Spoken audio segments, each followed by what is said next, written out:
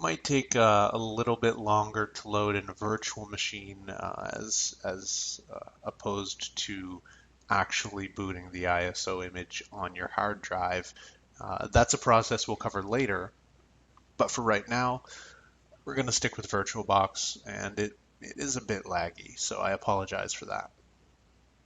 So here is the loading screen. It's very minimalistic running in VirtualBox. It is quite a bit different, but again, we'll get into that. So we're just going to wait for it to boot. It showing a warning message there that's not really important because it is going to load. Now, once it does load the interface, we're going to see that we get scroll bars here. We can scroll up and down or left and right. We don't want that. That's going to make it difficult to navigate the machine. So what I'm going to do is go up to View, go to Full Screen Mode.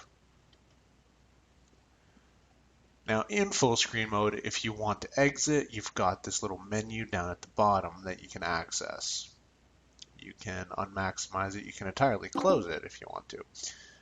We're just going to let it load up the installation. Now when loading the installation, you can try it first, or you can just install it straight to the disk, or the virtual disk in this case. So I'm going to click Install Ubuntu.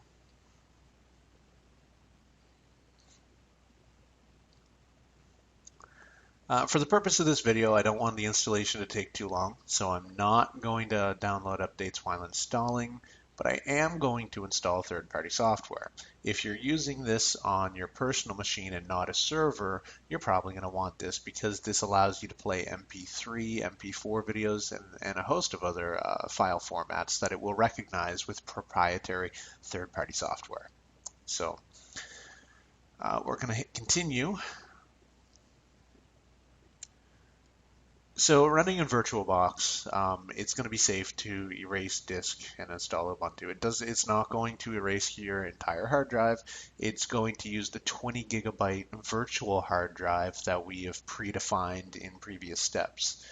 However, I want to show you a little bit more about the partitioning that we're going to be, again, diving into in a later video. But for right now, it's a good idea to have a bit of knowledge. So select something else and hit Continue.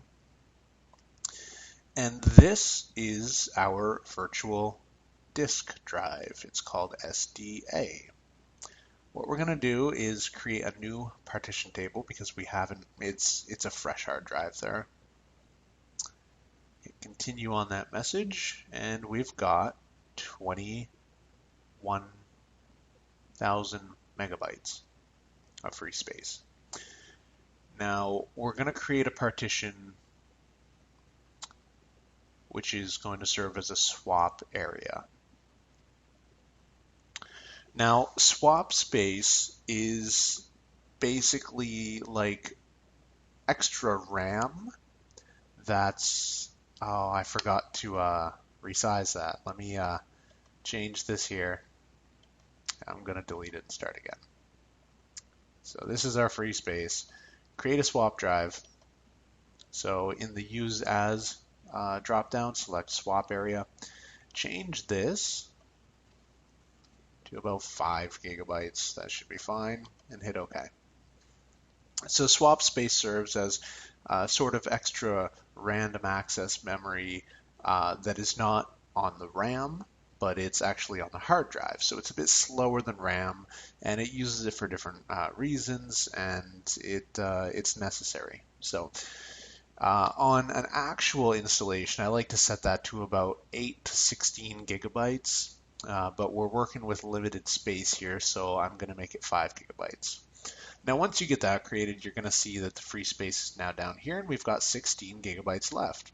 So hit the plus sign down here. We're going to use it as ext4 journaling file system. That's just the file system type. If you drop that down, you've got all sorts. You can use the old FAT32, FAT16. We're going to stick with this. This is the best option to choose when running Linux. It's really fast. And the mount point, we're going to set that to a /. And what that is going to tell the installation is that we want to use this partition that we're creating right now, the 16 gigabyte partition, as the entire file system. So in Linux, / represents the root. And if I wanted to set this to my home partition, which is a specific partition for user files, I could actually type home, reduce that size, and then use another partition for the root. We'll get more into that.